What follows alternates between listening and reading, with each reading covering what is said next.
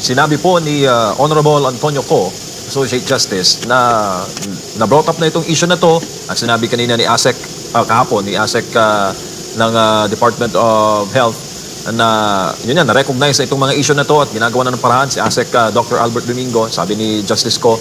Therefore, if the current administration recognized that therefore, they should bring back the money to PhilHealth, yung 60 billion. Gaano kalaking pag-asa ang dala nito, sir, sa mga kababayan natin na hikaw sa buhay at nangangailangan po ng tulong medikal? It all depends kung gaano ka-sensitive ang kasalukuyang administrasyon. But I think at the rate they're going, insensitive ito, walang pakialam sa pakiramdam ng ordinaryong Pilipino. I don't think they will restore the fund anytime soon.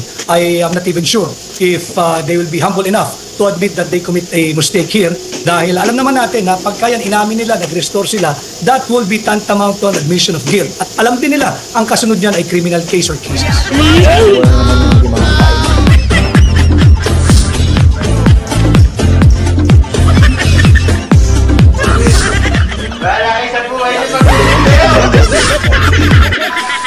Issue po dito sa PhilHealth, kaugnay nga po sa pagbabudget po dyan.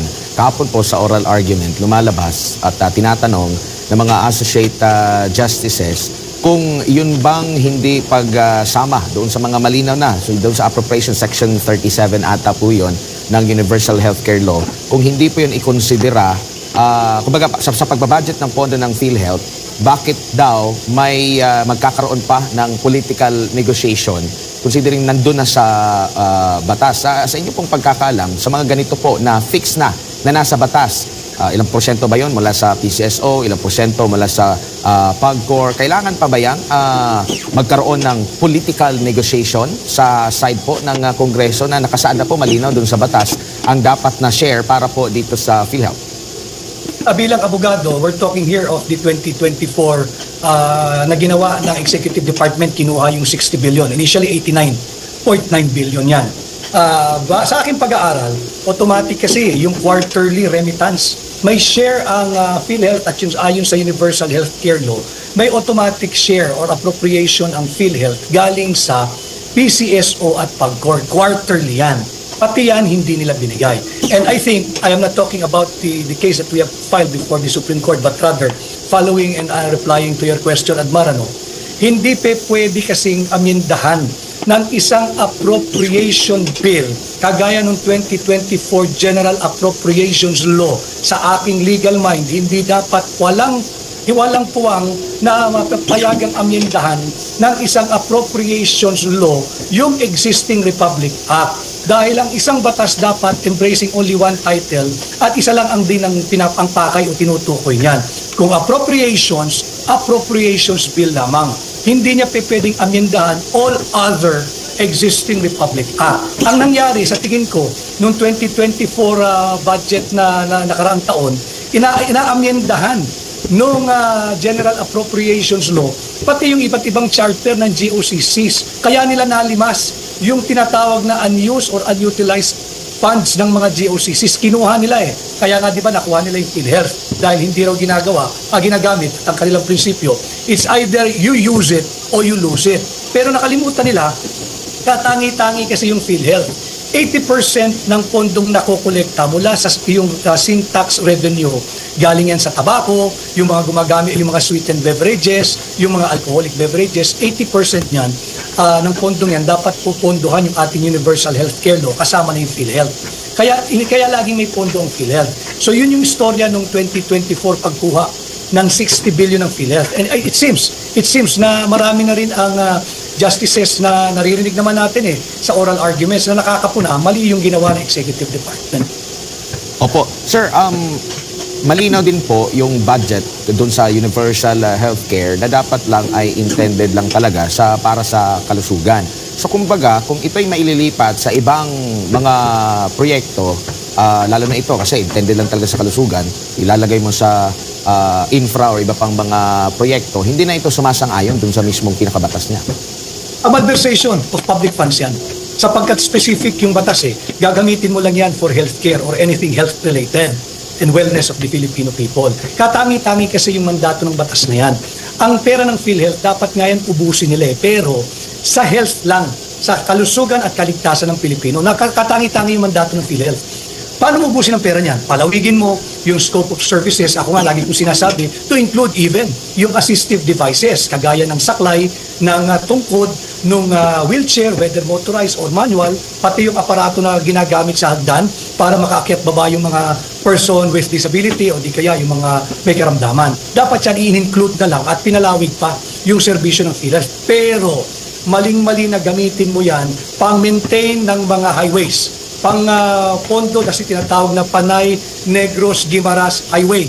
And it was discovered, it was unearthed through the Honorable Lady Justice Ami Lazaro Javier na fully funded pala yung Panay Negros Guimaras Bridge, 174.5 billion na inutang sa Export-Import Bank na Exim Bank ng Korea.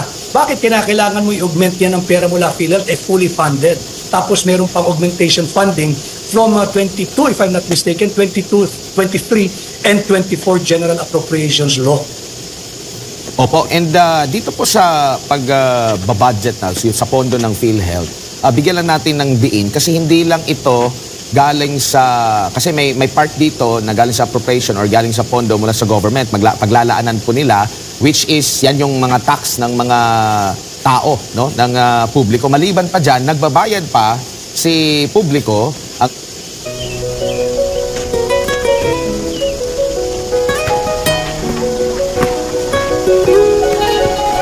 هلا باللي رجع أهلا ومرحبتين هلا بشهر الكرم. Ang taong bayan, mula doon sa kanyang sinasahod, so doble yung nakukuha sa kanya. Nagbabayad siya ng tax, meron din siya binabayaran ng kanyang contributions. Tapos, ganito lang yung kanilang maririnig na ang akala nila, meron pang viral ngayon, sinare din ito sa Facebook page ni Senador Bongo, na dismayado sila dahil may patakaran doon na hindi covered sa PhilHealth yung kanilang bayarin. No, talagang since sinabi pa niya since 2004 nagbabayad sila tapos ganito lang ang kumbaga grabe ang epekto nito sa taong bayan pag laging naririnig natin itong mga ganitong klase ng kontrobersya, Attorney Vic. Talagang nakakasama ng loob lalo na sa ordinaryong manggagawa. Dahil titingnan mo, Admar, sabi ko nga, hindi pa nahihipo ng mga manggagawa yung kanilang pinaghirapan ng kinsenas at katapusan na ibawas na yung sinasabing mandatory contribution sa PhilHealth. Ngayon kinuha mo, hindi ba estafa yun? Tama si Pangulong Duterte. Pag kinuha mo yung pera ng pribado at sinabi mo na ito'y kinukuha ko dahil ito yung iyong mandatory contribution sa PhilHealth, tapos kukunin ng gobyerno, gagamitin mo para sa pang-maintain ng kalsada o pang-fund ng fully funded na Panay Negros Guimaras sa bridge, estafa tawag dyan doon sa pribado. It's so difficult to determine with the particularity kung yung 60 billion bang nakuha nila, yun lang ang subsidy ng gobyerno dahil nag-commingle na yung private and public funds. How now do they ascertain na yung 60 billion na yan ay pera ng gobyerno? Paano mo masasabing walang pera ng pribado dyan? In the same vein, bakit mo ngayon siniro ang PhilHealth for 2025? Nasaan yung galing sa mandatory contribution ng nagtatrabaho sa pribado? Pera ng pribado yan, walang pakialam ang gobyerno dyan. Yan ay contribution ng mga nasa private sector. It should go straight to the PhilHealth. Kaya imposibleng zero funding ang dapat nakuha ng PhilHealth for 2025. At yung sinasabi nilang maraming pondo at hindi nagagamit, then the problem is in the management.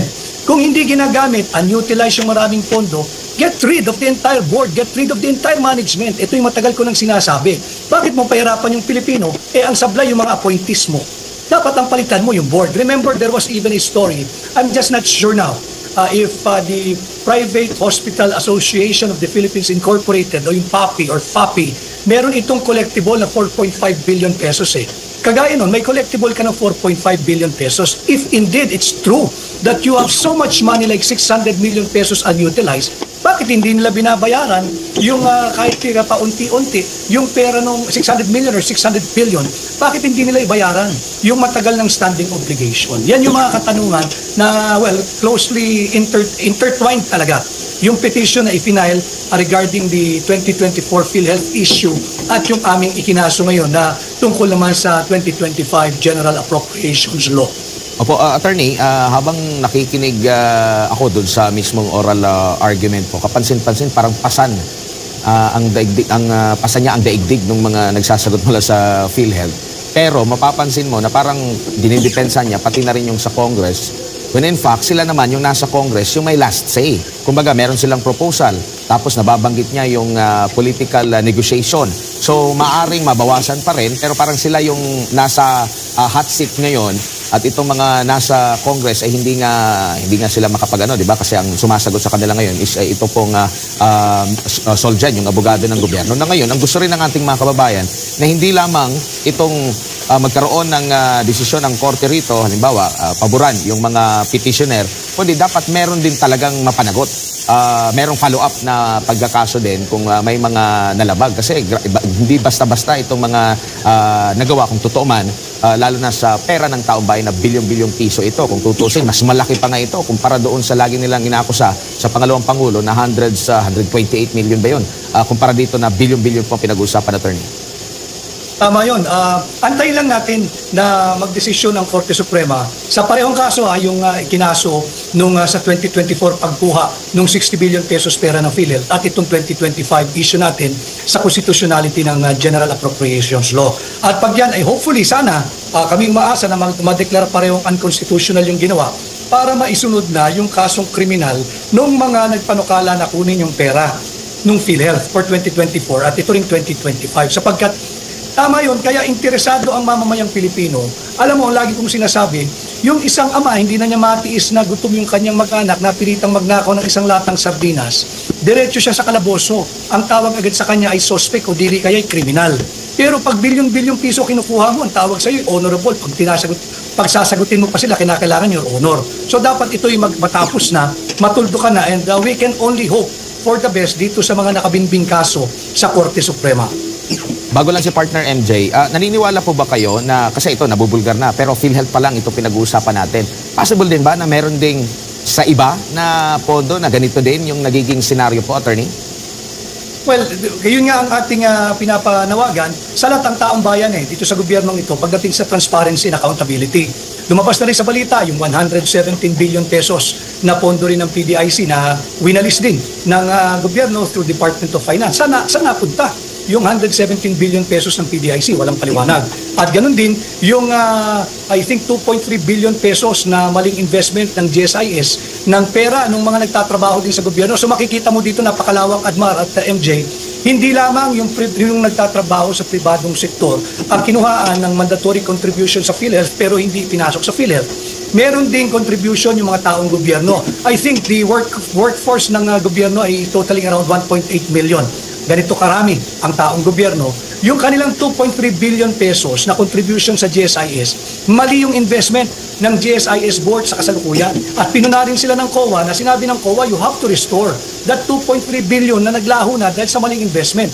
Pinasok ng GSIS yung 2.3 billion na yan sa 3 listed companies. Pero nung sinuri ng COA, yung 3 listed companies na yan, 3 taon na bago nagpasok ng 2.3 billion pesos, hindi kumikita at hindi nagbibigay ng dividendo. Bakit po papasok yung hard-earned money ng mga empleyado ng gobyerno at i-invest mo sa 3 listed company na 3 taon na prior to the investment ay hindi nagdedeklara ng dividendo at hindi kumikita? Anong malus yan? Dapat yan, ikasama na rin yan in the many revelations that I think more will come out in the many days to come. Sir, bilang panapos na tanong, sinabi po ni Honorable Antonio Co, Associate Justice, na brought up na itong issue na to at sinabi kanina ni ASEC, kahapon, ni ASEC ng Department of Health na yun yan, na-recognize na itong mga issue na to at ginagawa na ng paraan si ASEC Dr. Albert Domingo, sabi ni Justice Co. Therefore, if the current administration recognized that therefore, they should bring back the money to PhilHealth, yung 60 billion. Gaano kalaking pag-asa ang dala nito, sir, sa mga kababayan natin na hikaw sa buhay at nangangailangan po ng tulong medikal? Well, it all depends kung gaano ka-sensitive ang kasalukuyang administrasyon. But I think at the rate they're going, insensitive ito, walang pakialam sa pakiramdam ng ordinaryong Pilipino. I don't think they will restore the fund anytime soon. I am not even sure if they will be humble enough to admit that they commit a mistake here. Dahil alam naman natin na pagka yan inamin nila, nag-restore sila, that will be tantamount to an admission of guilt. At alam din nila, ang kasunod niyan ay criminal case or cases.